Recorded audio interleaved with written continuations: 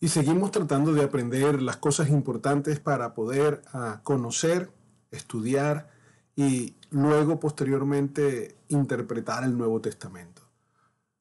Dentro de lo que necesitamos tener claro ese proceso de cómo llegó a nosotros el Nuevo Testamento, y me refiero al proceso en que se conservaron los manuscritos que actualmente tenemos. Hay varias cosas que tengo que considerar. Y la primera es aclarar lo que es esta ciencia de investigación que trata de recuperar el texto original. Ustedes ven allí una cita de un gran famoso estudioso del Nuevo Testamento, Daniel Wallace, es un experto en crítica textual, uno de las más importantes mentes eruditas en cuanto al tema en el mundo. Y él es profesor aquí en el seminario de Dallas, Texas, aquí en los Estados Unidos. Él habla de la crítica textual y dice, es la disciplina que trata de determinar el texto original de cualquier documento cuyo original ya no existe.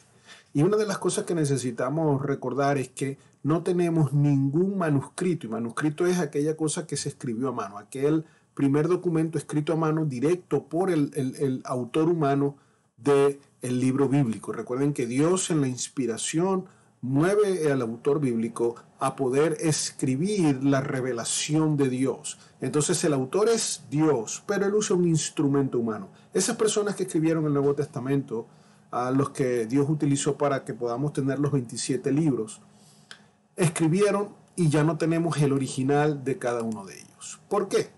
Porque los materiales que se utilizaron para escribir el Nuevo Testamento fueron principalmente pergamino y papiro. El papiro son hojas salidas de la caña que crecía a la orilla del río Nilo. Entonces ellos cortaban el papiro, esa parte interior del papiro, sacaban varias hojitas y les iban poniendo horizontales versus verticales, y así que iban preparando una gran hoja. Y sobre eso después escribían con tinta, que también hacían artesanalmente. La otra opción era escribir en piel de animales, pergaminos. Y esos pergaminos eran sumamente más costosos, duraban mucho más en el tiempo, pero eran más costosos. Y dentro de ellos utilizaban especialmente quizás los pergaminos de los fetos de animales que habían tenido problemas al nacer, o que lamentablemente así era la ciencia, los mataban para obtener la piel del feto y hacer vitela, que era aún más fino, más delgado y también igual de duradero. Pero ambos materiales se descomponen con los años, sobre todo el papiro. Los manuscritos originales se descompusieron con el uso del tiempo, y aún más cuando consideramos el uso que se les daba al texto bíblico, que era cotidiano. Recuerden que no había imprenta, faltaba muchísimo todavía para la invención de la imprenta. Entonces, en todo ese primer siglo, después de que Dios va revelando la Escritura a través de los apóstoles, y las iglesias quieren tener una copia, ellos tenían que enviar a alguien que fuera y lo copiara. Entonces, los primeros copistas no necesariamente eran profesionales encargados del conocimiento exacto de cómo hacer perdurar mejor el contenido y la calidad del material con el uso diario. Por ahí leía yo que un buen papiro, los papirólogos dicen que un buen papiro bien conservado con un poco uso pudiera durar hasta 300 años, imagínense. Pero cuando se le da un uso cotidiano, rara vez dura más de 100 años, pero pudiera ser. Ahora, el pergamino sí tiene un poco más de resistencia por ser piel. Y existen distintas clases de pergaminos y de papiros. Y, por ejemplo, el palincesto es cuando a un papiro que ya habían escrito o un pergamino que ya habían escrito le trataban de quitar la tinta y le escribían después otra vez encima. Entonces él llegaba a tener un documento abajo y uno arriba que se puede recuperar con todas las técnicas de la ciencia hoy en día. Por lo tanto, tenemos que repetir que hoy tenemos son copias de copias. Uno de los ataques más grandes que ha sufrido el Nuevo Testamento en el mundo académico, y sobre todo cuando ahora es una tendencia liberal en el pensamiento de los eruditos y estudiosos, que observan los mismos hechos, eventos o las mismas circunstancias que nosotros tenemos que analizar, pero ellos lo hacen con una presuposición o con un prejuicio totalmente escéptico. Ellos no aceptan nada sobrenatural, ellos no aceptan la inspiración de la Biblia. Entonces, viendo las mismas realidades, llegan a conclusiones totalmente nefastas, y por eso hay algunos grandes eruditos que no voy a promocionar que han escrito en contra de la Biblia. Pero nosotros podemos entender con lógica y con un criterio sano que la palabra que tenemos hoy en día, comienzo a decirlo de una vez, es lo que Dios ha revelado y podemos estar seguros en eso en más de un 90% de exactitud. La crítica textual entonces trabaja para asegurar que lo que hoy leemos es confiable. Ese es su gran reto.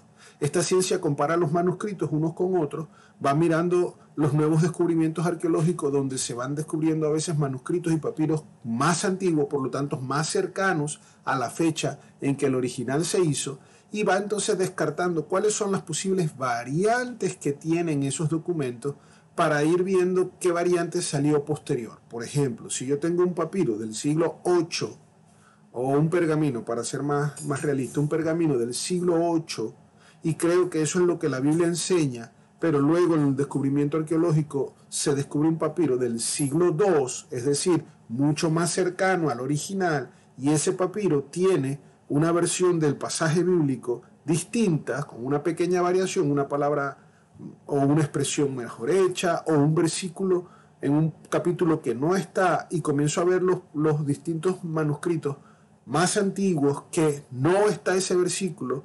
Entonces se rastrea en qué época de la historia alguno de los escribas agregó una nota al margen que después fue introducida como un versículo por otro que equivocadamente lo hizo. Y vamos a ver eso con detalle. Entonces la crítica textual va estudiando los manuscritos y comparando. Ahora, yo aprendí de mis maestros sin que ellos sepan que son mis maestros. Si tengo una biblioteca que he venido construyendo nuevamente. Cuando salí de mi amada Venezuela, dejé más de 500 libros allá. Acá he tenido que restaurar muchos, y ahora que gracias al Señor también puedo comprarlos en inglés y leerlos en inglés. Tengo muchas personas eruditas de las materias que considero mis maestros, porque tengo todos los libros que ellos han escrito. Daniel Wallace ha escrito muchísimo acerca de eso, y Mexer, y tengo inclusive hasta los primeros documentos escritos por Nestlé Aland y Westcott & Hort, y tengo muchos de los grandes trabajadores de la crítica textual, inclusive algunas notas preciosas antiguas de lo que fue el trabajo de Tischendorf. Entonces, yo considero a esa gente mis maestros. Dios me los ha permitido no conocer, sino tener cercano. Pero Daniel Wallace dice que hay dos actitudes importantes que nosotros debemos evitar. La primera es la negativa, es la total incredulidad y desconfianza absoluta. Es cuando algunas personas dicen es imposible saber realmente lo que el texto de los manuscritos originales dice. Por lo tanto, no sabemos si lo que tenemos es real y la Biblia que leemos es verídica. Y es la actitud de muchos escépticos que están tratando de causar caos dentro de la comunidad cristiana. Pero la otra actitud que también debemos evitar es la total certeza, es decir, que tenemos el 100% del contenido de los manuscritos originales. ¿Por qué? Porque no es verdad. Nosotros no podemos decir que 100% conocemos lo que el texto original dijo. Ahora bien, ¿qué porcentaje no conocemos? Eso es que quizás lo que abre los ojos y ahora asusta a la gente. Entonces eso quiere decir que no puedo estar seguro que esto es 100% la palabra de Dios. No estamos hablando en cuanto a que no conocemos el 100% del mensaje, sino que no conocemos 100% el contenido del manuscrito. Porque si al que hoy tenemos, que hemos podido estudiar, le falta una coma, le falta un punto, o le falta una palabra, o le sobra un punto, o le sobra una palabra, entonces no es exactamente igual al original. A ese nivel de detalle es que me refiero cuando digo que no podemos estar 100% seguros.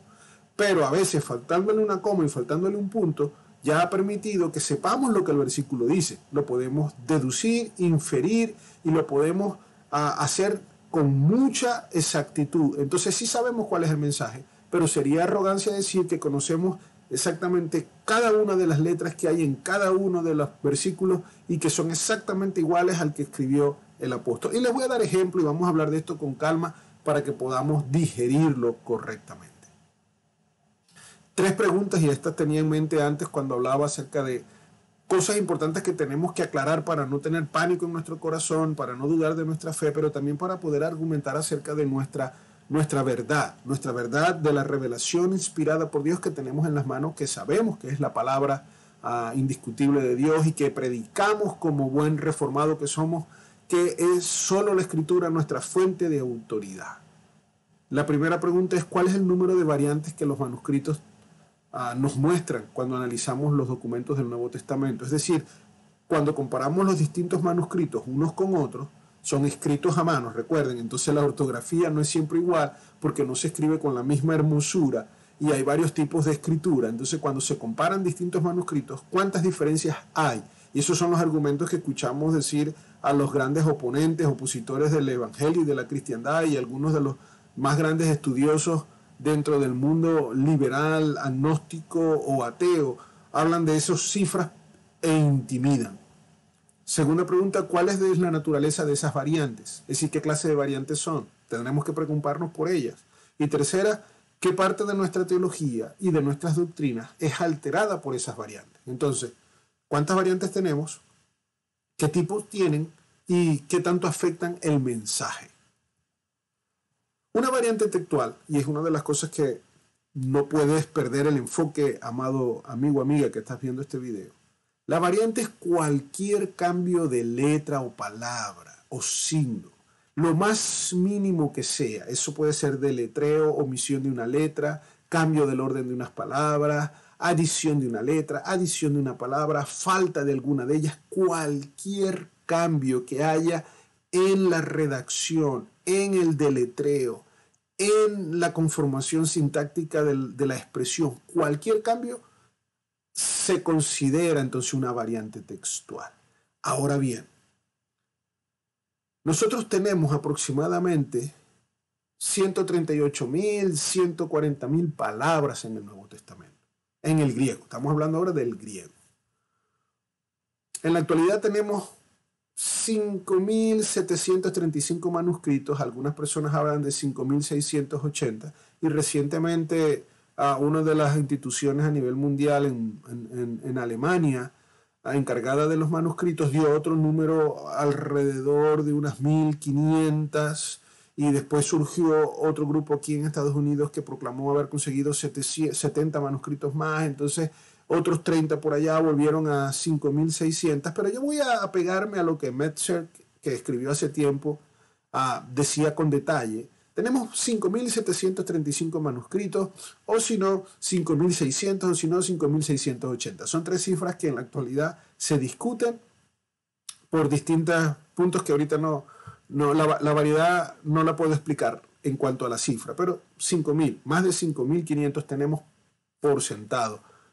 Manuscritos griegos del Nuevo Testamento. Y estos están dispersos alrededor del mundo. 253 lugares los tienen guardados: bibliotecas, universidades, iglesias, conventos, están allí. Y son demasiado valiosos, que los tienen no para el contacto de la gente. Los grandes estudiosos de esta crítica textual han tenido que sacarles fotos, pero como no fueron recientes, son fotos antiguas. Y hoy en día hay un grupo encargado de tratar de digitalizarlos para poder leerlos y traducirlos con una mejor calidad de imagen, y eso está cambiando absolutamente todas las cifras, porque ahora cosas que en esas fotos viejas, blanco y negro, o diapositivas, no se percibe bien, ahora cuando se digitalizan se pueden notar que eran menos las variantes, o que eran menos la dificultad para poder entender la escritura de determinado copista. Muchos de estos documentos que hoy en día tenemos, de estos más de 5.600 documentos que tenemos, son fragmentos de páginas, son pedacitos. No siempre tenemos toda la Biblia completa o el Nuevo Testamento completo. Pero de la totalidad que tenemos, podemos decir que si sumamos y restamos la cantidad de páginas que hay, resulta un promedio de 450 páginas por manuscrito. Eso es un promedio. Y si lo juntamos todos los manuscritos que tenemos del Nuevo Testamento, son más de 5.600, tenemos 2.6 millones de páginas con escrito. Escúchame, 2.6 millones de páginas por escrito para comparar unos con otros. Entonces, recapitule conmigo. Si tenemos 5.735 o 5.680 manuscritos que reflejan 2.6 millones de páginas, ahí viene el argumento de las variantes. Se establece que tenemos entre 200.000 y 400.000 variantes en todo el Nuevo Testamento. Y ahí hay Bart Ehrman en su libro Misquoting Jesus, o él lo puso en español como "Eso no fue lo que dijo Jesús", tratando de decir que hemos alterado y que los copistas en sus errores han alterado tanto los dichos de Jesús que no sabemos si lo que hoy leemos es la verdad. Él se apega al número más alto, él dice 400.000 variantes, pero a otros eruditos también han reconocido, inclusive algunos liberales, que quizás no son tantas, son 300.000. Entonces siempre se escucha hablar entre 200 y 300.000. ¿Y por qué nadie sabe la cantidad exacta? Porque tiene que ver también con la manera en que las contamos, cómo determinamos qué es una variante. Y eso yo se los voy a poner en un ejemplo más adelante. Ahora, también tenemos copias de los manuscritos en otros idiomas, porque muy temprano en la historia de la Iglesia, los manuscritos griegos fueron traducidos a otros idiomas como el latín, el copto, el siríaco, el gótico, el armenio, el etíope, etc. El arameo también, la peshita recibió también, los arameos recibieron una oportunidad de traducirlo al arameo. Y entonces sale la Biblia peshita y así hay tantas. Entonces tenemos la oportunidad, la crítica textual examina los manuscritos que se van descubriendo unos con otros, pero también como hay manuscritos en otros idiomas que son traducción del griego, pueden ver cómo lo tradujeron y qué dijeron. Entonces, no solamente se comparan los griegos entre sí, sino los griegos con los cópticos, con los siríacos, con el gótico, con el egipcio, con el armenio, con el arameo, etc.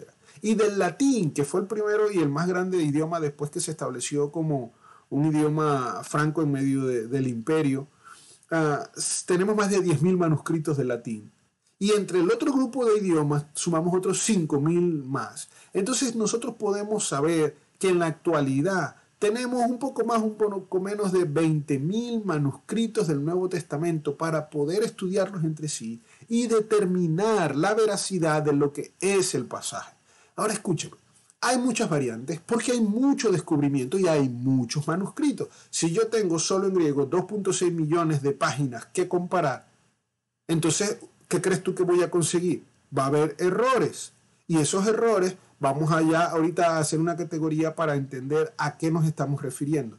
Pero si yo solo tuviera un manuscrito, no tengo variante alguna porque solo sé lo que ese manuscrito dice. Ahora, si tengo dos manuscritos, al compararlos, si hay una diferencia, ya cuento las variantes.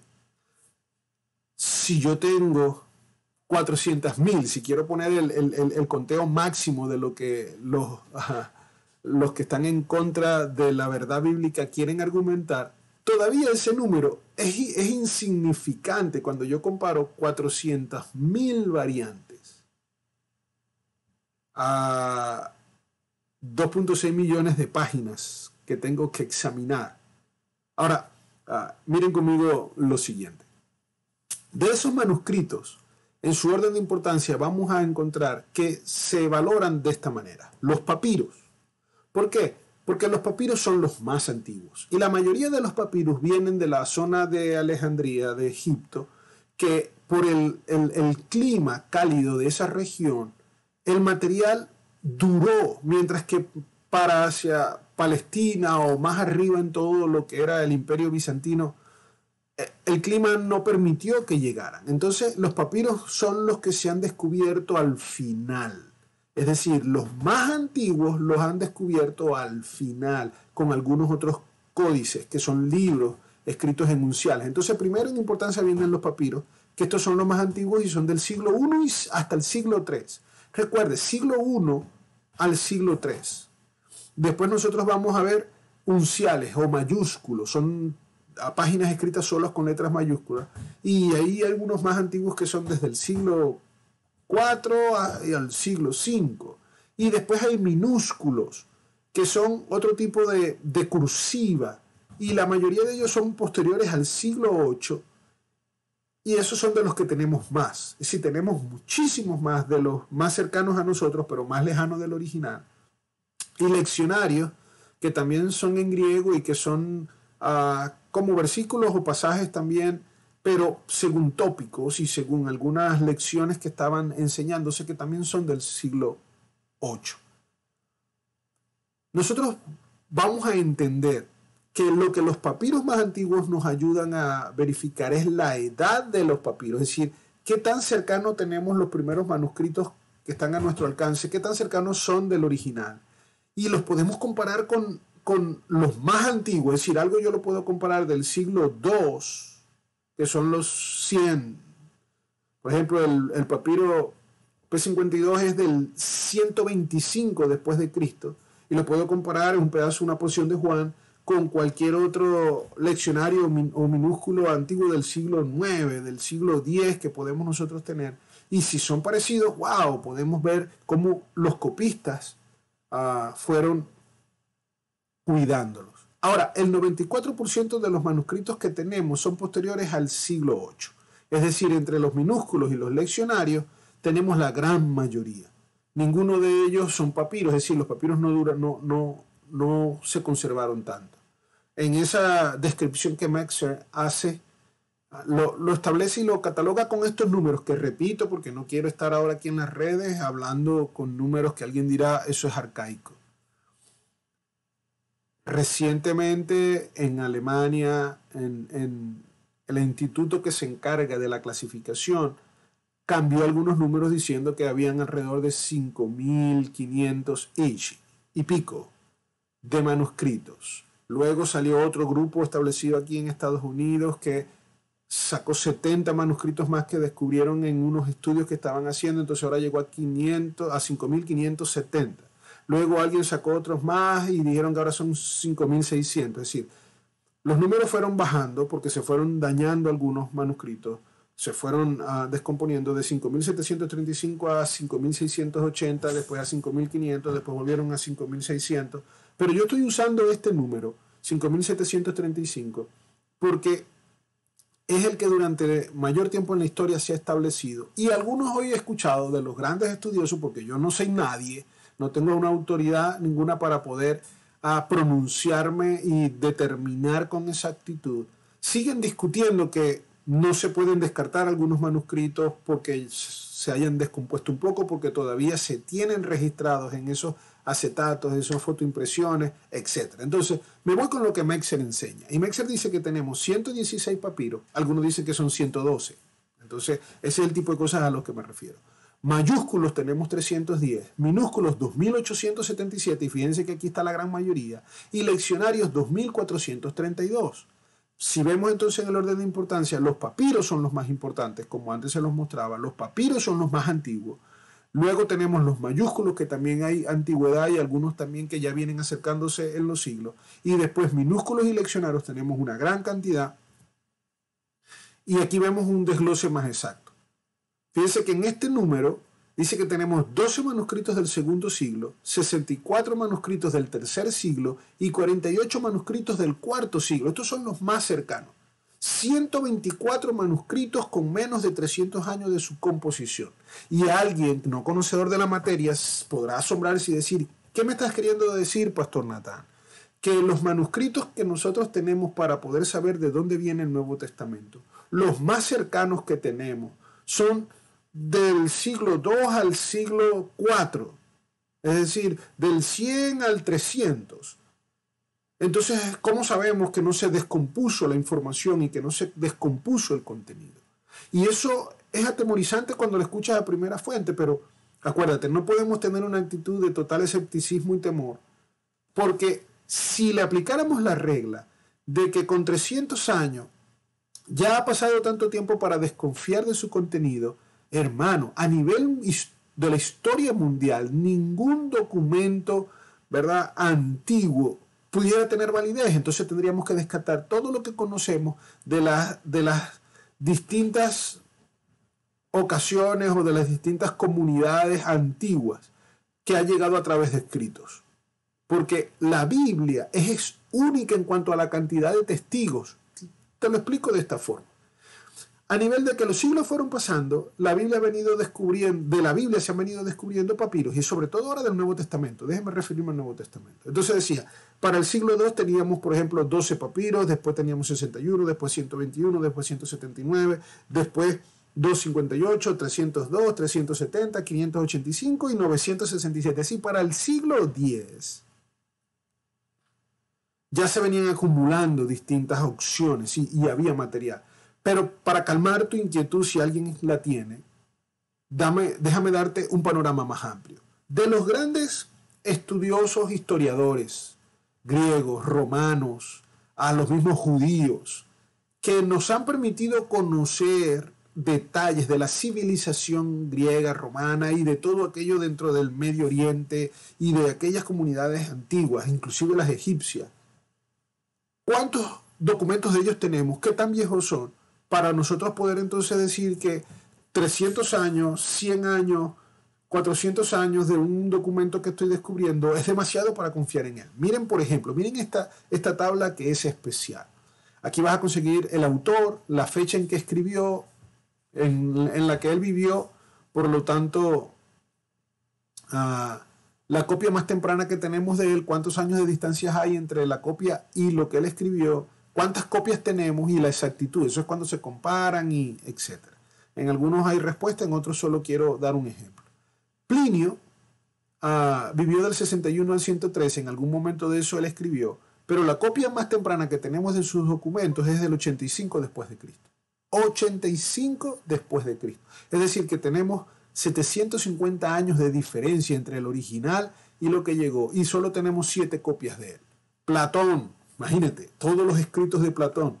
Platón, la copia más temprana la tenemos 900 años después de que Platón escribió. Perdón, la tenemos del 900 después de Cristo, que son 1200 años posterior al original. Y aún así nadie discute que lo que tenemos de Platón es de Platón. Y solo tenemos 7 copias.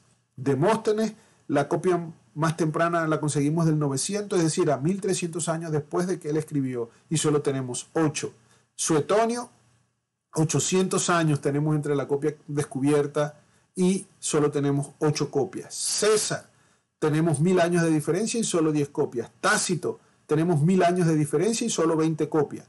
Aristóteles, el gran Aristóteles, pensador, tenemos el documento entre el que descubrimos y lo que se calcula que fue cuando él los preparó, 1400 años de diferencia y solo tenemos 49 documentos para comparar. Sófocles, tenemos 1400 años también de diferencia entre el documento conseguido y el tiempo que él escribió y tenemos 193. Y ahora voy a usar el último, Homero, con esa Ilíada que es tan especial que nosotros tenemos. Solo 500 años de diferencia entre la copia del 400 al 900 a.C. Tenemos 643. Y la Biblia, ¿cómo les digo? Si usamos ahora un número más apegado a los últimos reportes, tenemos 5686. Y el más cercano está entre 75 y 100 años. Mire usted la diferencia. Mire usted la diferencia. Mire usted la diferencia. Y hay un 99.5% de exactitud al compararlo. Además de esos manuscritos, tenemos a los padres de la iglesia. La iglesia primitiva tenía padres de la iglesia que sí se les determinan a aquellos que siguieron la sucesión de enseñar y la responsabilidad de seguir lo que los apóstoles habían dado. Entonces, muchos de ellos eran discípulos de los apóstoles y ellos escribieron comentarios acerca del Nuevo Testamento citando el griego de lo que ya eran documentos que ellos habían podido escuchar de sus maestros y que habían podido leer. Entonces, al comparar lo que ellos escribieron, porque escribieron muchísimos libros, ninguno de los padres de la iglesia era, ¿sabes?, tranquilito y temeroso de escribir. No, escribían en gran cantidad.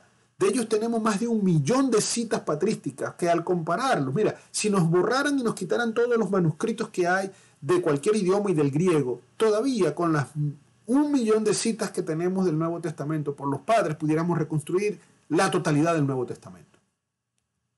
Para que ustedes puedan tener una idea, los padres de la iglesia tenían esta cadena de custodia de la información. Entonces, el apóstol Pedro tuvo a Marcos, su discípulo, quien escribió el Evangelio, y entonces después tuvieron a Ninanus, a Quedrón, a Bilios, a Primus, y ahí está una serie de quienes fueron los que ayudaron a llegar al mensaje porque eran discípulos de ellos. Tenemos aquí al apóstol Juan, y ahí estaba Ignacio, Policarpo, Ireneo, Hipólito, que fueron sus discípulos también con el tiempo, y quizás no directos todos de Juan, pero sí unos con otros se iban sucediendo. El apóstol Pablo, tuvo a Linus, a Clemente, a Evaristos, a Sictos, a Alexander, y cada uno de ellos iban teniendo la información en sus manos. Entonces los padres de la iglesia nos ayudan. Ahora, para ir finalizando, porque sé que se pone bastante largo el video, ¿qué tipos de variantes hay? Y por lo menos voy a hablar de 4 que son las categorías más reconocidas. Errores de ortografía y lectura sin sentido es la primera, y esos son errores que sabemos que es un error, no cambia el sentido de la palabra porque sobra una letra. En vez de decir casa, dice casap, y entonces una P al final, casap. Entonces tú dices, ¿qué es eso? No, al compararlo con los demás, es la misma casa, pero le pusieron una P adicional. Los cambios que no se pueden traducir porque en el griego hay tanta opción de expresar una misma frase que aunque son distintos en griego, a la hora de traducirlo al español o al inglés, se traduce siempre igual. Le voy a poner un ejemplo. Variantes significativas que no son viables. Ahora sí, cuando hay algo totalmente cambiado, no una letrica de más, sino que esa letrica que cambia no es que sobre y no importa, sino que al cambiar sí cambia el significado de la palabra, pero al leer todo se ve que no es posible que esa sea la palabra porque no tiene coherencia con el texto. Y el último son variantes significativas y viables, que es cuando sí hay cosas que son distintas claramente porque algún copista quitó o puso o porque hay algo que considerar. Pero el 99% de las variantes no afectan el significado del texto. Hermano, escúcheme esto. Si usted agarra el número más grande, 400.000 variantes en los manuscritos, el 99% de ellas no afectan en nada al texto. Y si algunos creemos que el número de variantes es mucho menor, más cercano a las 200.000, el número baja. Entonces, lo más seguro es que inclusive los escépticos más duros aceptan en sus entrevistas cuando se les pregunta, que ninguna variante afecta la doctrina medular del Nuevo Testamento. Ni siquiera las variantes más duras, que es cuando hay versículos que no están en los manuscritos más antiguos, pero que sí están en los más viejos. Es decir, en los más modernos, más cercanos a nosotros, pero los que son más cercanos al original, e inclusive la falta de versículos, que es lo más trágico que podemos ver, no afecta ninguna doctrina principal. ¿Cómo cuentan las variantes? ¿Cómo llegar a definir si son 200.000 o 400.000? Les pongo un ejemplo con Colosenses 2.2, y ahí usted dirá cuál es la mejor forma de contar variantes. Dice el versículo, quiero que los que sepan para que cobren ánimo, permanezcan unidos por amor y tengan toda la riqueza que proviene de la convicción y del entendimiento. Así conocerán el misterio de Dios, es decir, a Cristo. Así lo traduce la mayoría de las versiones que tenemos. Ahora, esa última expresión que está en rojo, esta expresión de Dios, es decir, Cristo, cuando se hace la comparación con los manuscritos, tenemos variedad. Aquí la tenemos la expresión que origina esta traducción en rojo, tuteo Christo, tu neum Christu. Entonces, ¿cuáles son? Miren, en 10 manuscritos dice solamente del Dios, el misterio del Dios, más nada. Un manuscrito dice, así conocerán el misterio de Cristo. 4 manuscritos dicen, así conocerán el misterio del Dios que es Cristo. 2 manuscritos más dicen, conocerán el misterio del Dios que se refiere a Cristo. Otros 2 manuscritos dicen, conocerán el misterio del Dios en Cristo. Otro manuscrito dice, del Dios en Cristo Jesús. Otro manuscrito dice, el misterio de Dios y Cristo. Otro dice, misterio de Dios, el Padre, Cristo. 5 manuscritos dicen, de Dios, el Padre de Cristo. 2 manuscritos dicen, de Dios y Padre de Cristo. 4 manuscritos dicen de Dios Padre y de Cristo. 3 manuscritos dicen de Dios Padre y de Cristo Jesús. 2 manuscritos dicen de Dios Padre y del Señor de nosotros, Cristo Jesús. Y 38 manuscritos dicen de Dios y Padre y de Cristo. Entonces tú los comparas y sabemos algo. Ahí definitivamente la última porción de Colosenses 2.2 se menciona conocer el ministerio de Dios y de Cristo. Es lo que está más común. Ahora, ¿cómo lo expresó el copista, el original?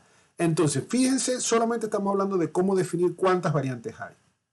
Tenemos 14 cambios de lectura. ¿Cuáles son esos 14 cambios de lectura? Aquí los tienen, del 1 al 14. Estas son las posibilidades. Algunos dicen entonces tenemos 14 variantes de lectura. en un caso que es Colosenses 2.2.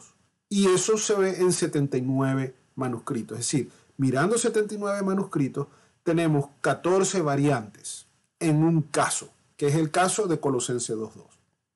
Pero otros más escépticos lo cuentan distinto. Otros más escépticos dicen que tienen 79 variantes, porque entonces ellos cuentan los manuscritos donde hay un cambio. Dicen, tenemos 79 variantes. Que no es justo, porque tenemos un solo caso, que es Colosenses 2.2, que presenta, al comparar 79 manuscritos, 14 posibles variantes. Entonces algunos cuentan el cambio dentro del manuscrito y otros cuentan manuscritos. Entonces por eso el número puede ser o 200.000 o 400.000, porque si cuento de la forma, por lo menos a la que yo me inclino, que es contar los cambios de lectura, dentro de un caso que es Colosenses 2.2, hay 14 posibles cambios de lectura al comparar 79 manuscritos, entonces hay 14 variantes. Algunos dicen que hay 79 variantes, y ahora mire la diferencia. Si en este caso yo voy a decir que hay 79 variantes, ya voy a ir sumando por montones. Entonces, esa es la razón. Repito, los errores de ortografía, la primera clase, son el 75%. Y eso es como un ejemplo. En el griego está lo que se llama la no movible, que es como la N al final de una palabra en el inglés. Si la palabra que viene después, una después de otra, comienza con vocal, entonces la anterior no debería terminar con vocal, sino con una consonante. Y entonces digamos que eso tiene que ver como con la N. Cuando yo digo an, apple. Igual pasa en el griego. La no movible a veces está mal puesta. Entonces de eso hay muchísimo. Falta de un artículo, mal deletreo de una palabra. Eso es el 75% de las 400.000 o de las 200.000, como tú lo quieras ver. Y no afectan en nada al texto. El segundo grupo más grande, después de los errores ortográficos, son los cambios que no se pueden traducir, porque la distinta variedad de la sintaxis y de la construcción de la oración griega permite que al traducirse en el idioma que lo recibe, en el caso del español o del inglés, no haya otra opción. Entonces no son fáciles de nosotros traducir, porque es casi como que las distintas construcciones son sinónimos. Y aquí les pongo un ejemplo. Miren todo esto, no se lo voy a leer para que podamos rendir el tiempo. Pero estas 16 oraciones, todas dicen Jesús ama a Pablo. Son 16 formas en que se puede escribir en griego Jesús ama a Pablo. Y eso va variando desde la construcción con los artículos, desde el caso y otras reglas de sintaxis y de gramática que no tengo tiempo para explicarles. Pero cualquiera de ellas que yo traduzco dice Jesús ama a Pablo. Entonces puede haber esa cantidad de variantes en distintos manuscritos. Uno lo escriben como la número 1, otro lo escribe como el número 12, otro lo escribe como el número 15, pero todas dicen Jesús ama a Pablo. Es decir, no tengo una forma de expresar qué dice la 16 en diferencia de la 1. No, porque todas al traducirse dice Jesús ama a Pablo. Es decir, todas son sinónimos 100% en su expresión, pero en el griego varían en su deletreo y en su construcción gramatical. Por eso son variantes. Por eso son variantes. Entonces, eso suma el número de variantes y asusta a algunas personas, pero no afecta en nada, porque todas las variantes de este tipo sabemos lo que dice, 100% sabemos lo que dice, aunque difieran en su manera de ser redactada. El tercer grupo son las variantes significativas que no son viables. Y es decir, cuando me refiero a viable, es que esa variante se puede entender y argumentar que es una locura que esté así, es un error. Les pongo un ejemplo. El Códex L, cuando habla de Juan 1.13, que dice, este es aquel de quien yo dije, después de mí viene un varón, el cual es antes de mí porque era primero que yo. En este códex, la primera frase, lo que está en azul, es viene un varón. Esta palabra es varón, Hanir. Pero este códex, esta letra, que es la nu, no está. Miren cómo el copista se equivocó. Entonces, ¿qué cambió? Cambió el acento, mantuvo el espíritu, pero quitó una consonante. Y esta palabra que él copió mal significa aire. Entonces, en este códex, el versículo dice, después de mí viene aire. el cual es antes de mí porque era primero que yo. Eso no tiene sentido. Es evidente que, aunque cambia el significado del texto, podemos descartar esto como un error y no prestarle atención, porque este copista lo que hizo fue dejar de poner una nu aquí y por eso cambió la palabra. A eso me refiero. Cuarto es lo más duro para algunos, que es la categoría más pequeña, más limitada, son variantes significativas, pero son viables, es decir, hay cambios que son así, pero es el 1% de todas las variantes textuales. Sin embargo, incluso en este caso, ninguna creencia principal o doctrina se pone en juego. Y ahí va un ejemplo.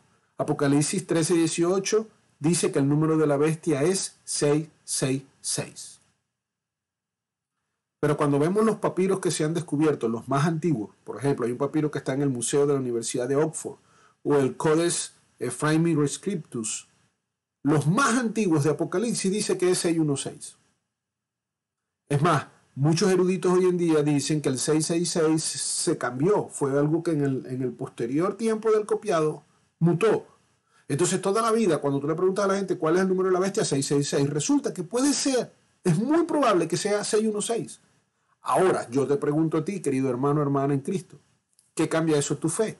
Ninguna de tus doctrinas o ninguna de tu declaración de fe incluye, creo en Jesucristo, que es el Hijo de Dios, que es Dios encarnado, que nació de la Virgen María, que murió por nuestros pecados y resucitó al tercer día, conquistando la muerte y venciendo a Satanás, que por cierto su número es 666. No, nada de eso. Eso no existe. Este cambio, si fuera así, real, no afecta nada a nuestra fe. Entonces, de esto también hay una gran lista. Y esa es la diferencia.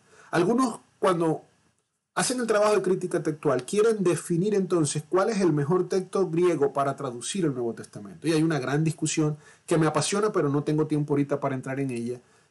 Las tres opciones hoy en día son el texto mayoritario, que sería el resultado de lo que yo voy a traducir es lo que esté más repetido. Y ya veíamos entonces que lo más repetido es una familia de textos llamado bizantino, que son la mayoría de los minúsculos, con alguno que otro uncial, y ahí tenemos también algunos leccionarios. Ese texto bizantino es el más cercano a nosotros y más lejano.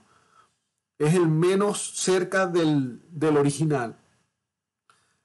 Pero es el que muchos aman porque dicen, no, eso es lo que la mayoría dice. De ese texto mayoritario, algunos, como Erasmo de Rotterdam y otros que después fueron modificando el trabajo de Erasmo, sacaron el Textus Receptus o el texto recibido, que es de donde viene las versiones como la King James en el inglés o la Reina Valera del español, que durante 400 años fue lo único que nosotros teníamos. Pero luego, en los 1800, se hicieron descubrimientos de los papiros y de los códices más antiguos. Y entonces ahora se podía comparar todo eso que tenemos del siglo VIII, siglo X, siglo XI, siglo IX, con lo que ahora tenemos del siglo II, siglo III, siglo IV. Y entonces se le da prioridad a lo más antiguo, y esa es la gran diferencia. Yo quiero confiar en los manuscritos que son más modernos, más cercanos a mí, más lejanos del original, o quiero confiar en los manuscritos que son más cercanos al original, es decir, son más viejos en el tiempo. Y esos que se inclinan por los más viejos aman lo que es el texto crítico. Y ese texto crítico, hoy en día, por ejemplo, Nestlé Aland acaba de sacar la edición número 30, que yo la tengo por acá. Esa edición número 30 del Nuevo Testamento griego incluye también algunos textos minúsculos y ya no son tan apegados, solo que hay que confiar en los papiros más antiguos nada más, o los distintos códices, el sinaítico, el alejandrino, que son los que los componen, y también toman algunos textos bizantinos, que son aquellos más característicos en el texto mayoritario. Pero esa es la diferencia. Nueva versión internacional de Biblia de las Américas, Dios habla hoy, nueva traducción viviente, y nombre usted cualquiera de las traducciones modernas que tenemos de 1900 para acá en adelante, usan el texto crítico por los nuevos descubrimientos de los manuscritos más antiguos. Algunos se quedan pegados que tenemos que usar es el texto recibido porque él es el reflejo del texto mayoritario, pero no es así, porque todavía entre el texto recibido y el texto mayoritario hay miles de diferencias. Entonces es una cuestión de preferencia. Pero sin embargo, cualquiera de estos que nosotros leamos, sabemos que 99.9.5 de veracidad de la Biblia. La diferencia entre ellos son algunas variantes como las que les acabo de mostrar. Pero les pongo un ejemplo. Si tomamos la nueva versión internacional, que es una de las más utilizadas en el presente, el 1% de las variantes que son importantes, es decir, esas que son cambios reales, las podemos mirar así. El Nuevo Testamento va a tener 7.956 versículos. 7.956 versículos. La cantidad de versículos que no aparecen en los manuscritos más antiguos que alterarían la nueva versión son 42. Por ejemplo, la nueva versión internacional, la primera, aunque se ha modificado y se ha tratado de poner ahora en el texto y aclarando esto no aparece en los manuscritos más anteriores, pero la primera vez que salió la NBI y sencillamente los quitaron, por eso alguna gente entró en pánico, que eso es una conspiración satánica. De los 7.956 versículos del Nuevo Testamento faltaban 42. Y además de eso había unos 12 otros versículos, por ahí números más, números menos, que tenían algún tipo de modificación de lectura, pero que no estaban alterados 100%. Y aquí tengo la lista de los únicos más complicados. Miren, de todo esto solo hay dos opciones en el Nuevo Testamento, que son el final de Marcos, donde está lo característico aquello de que cuando creerán en Cristo van a hablar en nuevas lenguas y si los pican las serpientes y tomarán veneno y no se morirán. Eso no aparece en ningún manuscrito cercano, ningún manuscrito de los más viejos. O Juan 7:53 al 8:11, que es la mujer adúltera, toda la perícopa de la mujer adúltera no aparece en los manuscritos más antiguos. Y de resto ustedes vienen de Marcos, de Lucas, de Juan, de Hechos, de Romanos, de Hebreos. Y aquí está primera de Juan 5, 7 y 8, que 3 son los que dan testimonio. Eso tampoco aparece en los más antiguos. Entonces esas son las diferencias. El más agresivo de los críticos textuales y traductores del Nuevo Testamento eliminaría todos estos versículos de la Biblia. Pero ninguno de ellos, y después usted con calma puede mirarlos y leer cada uno, se va a dar cuenta que nada de eso afecta, porque la Trinidad no depende de este versículo. Y la ausencia de la perícopa de la mujer adúltera no altera mi conocimiento de quién es Dios y cuál es la salvación. Y el final de Marcos, que son los únicos dos porciones que son más de 2 versículos que hay que alterar, no cambia nada la doctrina. Aquí no hay nada. Usted puede revisar esta lista y no hay nada que tenga que ver con el nacimiento, la muerte, la resurrección y las doctrinas centrales de la Biblia. Ninguno.